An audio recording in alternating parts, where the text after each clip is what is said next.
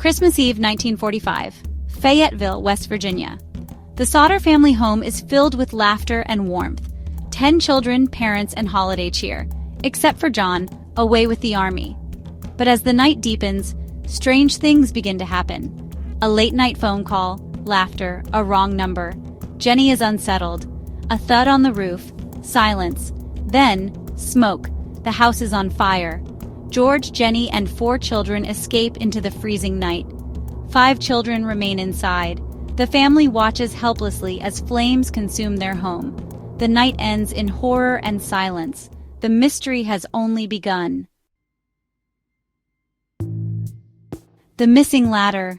A simple tool, but on this night it's everything. George always left it by the house. It was heavy, not easily moved. On the night of the fire, it's gone.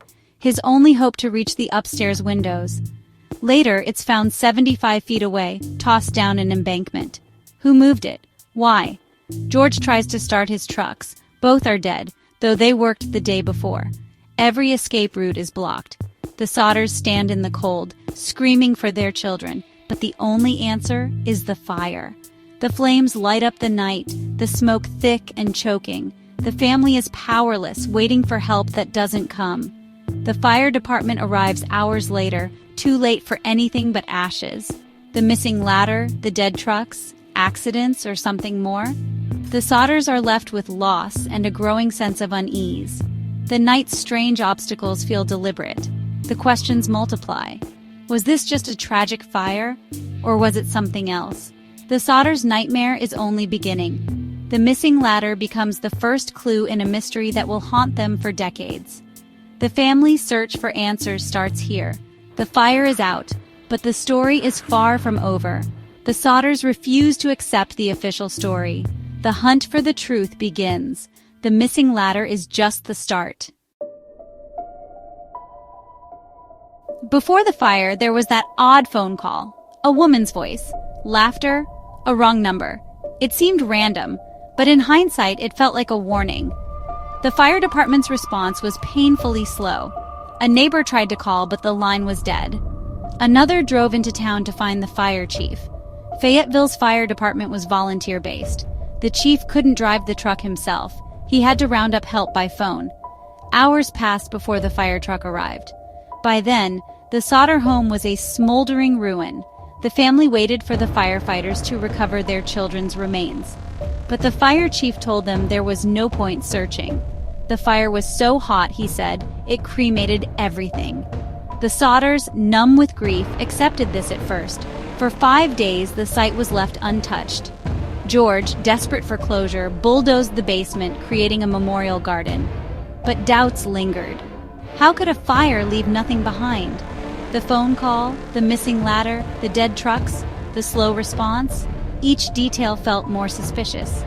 The official explanation didn't sit right. The Sauters' grief turned to suspicion. The fire was over, but the mystery was just beginning. The family's search for answers would become their life's work. The town moved on, but the Sauters could not. The case was closed, but the questions remained. The fire chief's words echoed. There's nothing left. But the Sauters refused to believe it. The search for the truth would consume them. The wrong number, the missing children, nothing made sense. The Sauters' nightmare was far from over.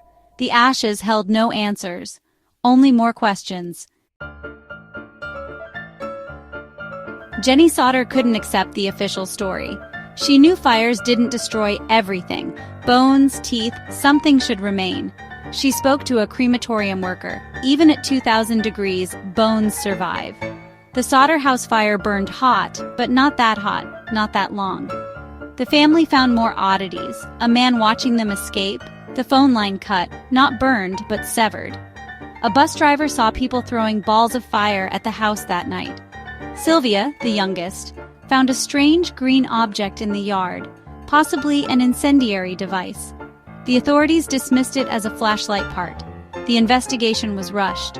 The coroner's inquest ruled it an accident, death certificates issued in days. The Sauters felt ignored, their questions brushed aside. The official story didn't fit the facts. The family was left with a handful of clues and a deep sense of injustice. The official record said the 5 Sodder children died in the fire. Case closed. But George and Jenny couldn't move on. The faulty wiring theory didn't add up. George had the house rewired, and the Christmas lights were still on as the fire started. Their suspicions grew. Cut phone line, missing ladder, dead trucks, and no remains. Reports came in, the children seen at a tourist stop, always with adults who wouldn't let them speak. A private investigator found a box in the ashes. Inside, not a heart, but beef liver. The Sodders' trust in the authorities was shattered. The case was closed, but the family's hope refused to die.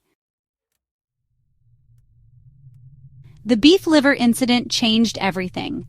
The Sodders brought in a pathologist and excavated the site, sifting through every inch of dirt. They found coins, a dictionary, pieces of the roof, but no bones, no teeth, nothing to prove the children died there. Finally, a few vertebrae were found, but analysis showed they belonged to someone older than any of the missing children and hadn't been exposed to fire. The bones likely came from fill dirt used to cover the basement. The excavation yielded nothing. The children had vanished without a trace. The official investigation had no answers. The Sodders' suspicions only grew. The mystery deepened. The family's hope persisted. The search for the truth continued. The case was far from closed. The Sodders refused to let the world forget. In 1952, they erected a massive billboard near their new home, displaying the faces of the 5 missing children and offering a reward. The billboard became a landmark, a public plea for answers, a symbol of hope and heartbreak. George maintained it for the rest of his life, repainting and updating it, keeping the children's faces alive. Tips poured in from across the country, but every lead ended in disappointment. The years passed, but the Sodders never stopped searching.